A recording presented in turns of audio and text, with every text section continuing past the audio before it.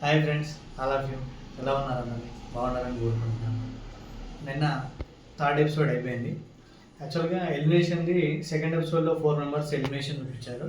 And remaining 10 members ఎవరైతే ఉన్నారో వాళ్ళది థర్డ్ ఎపిసోడ్లో నేను జరిగింది.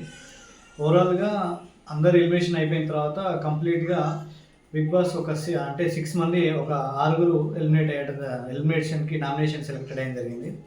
అందులో శేఖర్ భాష 1, Prithvi 2, Sonia 3, బేబక్క 4 and Sonia 5 and Prerana 6.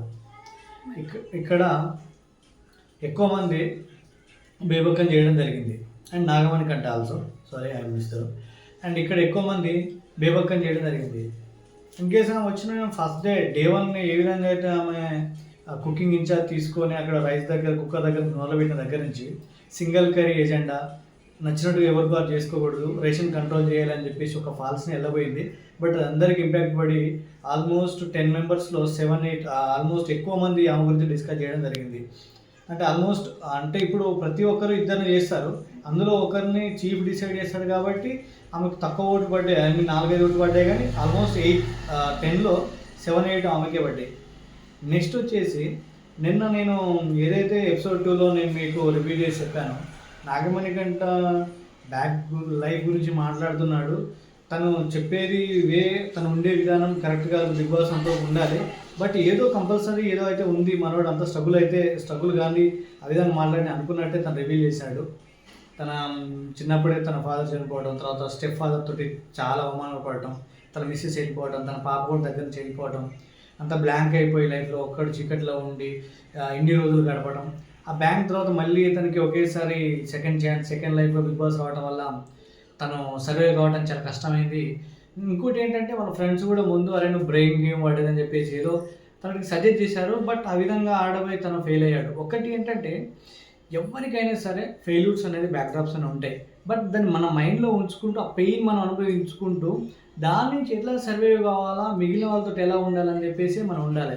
But మనది బ్యాక్డ్రాప్ నుంచి వేరే వాళ్ళతోటి మనం అది ఇంపాక్ట్ అయితే అది కంపల్సరీ మనకే ఎఫెక్ట్ అవుతుంది. అదే జరిగింది నాగమణి గంటకి.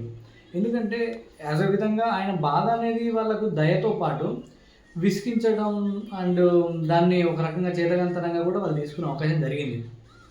ప్రేరణ అండ్ యష్మి కూడా అదే జరిగింది. నెక్స్ట్ తను విష్ణుప్రియ మీద తన వార్డు యూజ్ చేసింది కూడా చాలా అంటే అతని మీద ఉన్నటువంటి ప్రియారిటీ అందరికీ తగ్గిస్టడీ చేసింది. ఎందుకంటే ఒకరితో మనం హౌస్లో కలిసి ఉంటున్నప్పుడు నేను నీతో మంచి కలుస్తున్నాను, బట్ తర్వాత తెలిసిందే నువ్వు కరెక్ట్లో అని చెప్పటం బెటర్. బట్ కానీ ముందే నువ్వు ఒకరిని జడ్జ్ చేసి నేనే అంత కరెక్ట్గా అని చెప్పేసి లేదు తన దగ్గర తప్పు వెతకాలని చెప్పేసి వెతికినది కరెక్ట్ కాదు. ఎందుకంటే ఇప్పుడు మనం ఎంటర్టైన్మెంట్ ఫీల్డ్లో అందరూ ఒకే రకంగా ఉంటే 100% ఏం రాణించడం. ఎందుకంటే ఒక్కొక్క స్టైల్ ఉంటుంది. ఒకరు కామెడీ చేస్తారు, ఒకరు బోల్డ్గా మాట్లాడతారు, ఒకరు విచిత్రమైన వేషధారణ వేస్తారు, రకరకాలుగా ఉంటుంది. ఒకరు వాయిస్ ఓవర్ ఉంటుంది, ఒకరు గ్లామర్తో రాణిస్తారు. అప్పుడు విష్ణుప్రియ తన అప్పుడు బోల్డ్గా మాట్లాడే తను హైలైట్ అయింది. అలా అని చెప్పేసి ఆ అవార్డుకి తను నామినేట్ చేయడం అంత సిల్లీ థింగ్. నెక్స్ట్ ఇంకొకటి సోనియా అయితే ఘోరం. నేను యాక్చువల్గా ఫస్ట్ నుంచి గమనిస్తున్నా అదే జరుగుతుంది. సోనియా ఎవరైనా సరే తను నామినేట్ చేయాలంటే భయపడేటట్టుగా మాట్లాడుతుంది. ఎవరైనా నామినేట్ చేసినా కూడా తను ఏ విధంగా డిఫెండ్ చేస్తుందంటే తను నామినేట్ చేసినప్పుడు కానీ ఆపోజిట్ పర్సన్ మాత్రం ఒక సింగిల్ వర్డ్ కూడా మాట్లాడలేకుండా తను మాట్లాడుతుంది. ఎంత దారుణంగా తను మాట్లాడిందంటే అబద్ధం కూడా నిజమని నమ్మాలి అందరూ. ఆ విధంగా మాట్లాడుతుంది. చాలా అంటే చాలా బ్రేవ్ పర్సన్, నిజంగా చెప్తున్నా. అసలు వారేవా అనిపించింది నాకు. నెక్స్ట్ సీత కూడా మధ్యలో తను సేమ్ సున్నేలాగా చేయబోతుంది, బట్ అంత సబ్జెక్ట్ లేదు, బట్ లిటిల్ బిట్గా హ్యాండిల్ చేయగలుగుతుంది.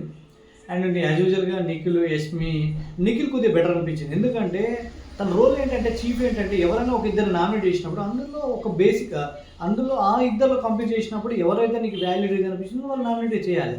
ఆ విధంగా నిఖిల్ చేశాడు. బట్ ఈ మిగిలినటువంటి ఇద్దరు చీఫ్లు ఆ విధంగా చేయట్లేదు, వాళ్ళ పర్సనల్ ఫీలింగ్ తీసేసుకొని చేస్తున్నారు. ఆ విధంగా అయితే ఉంది.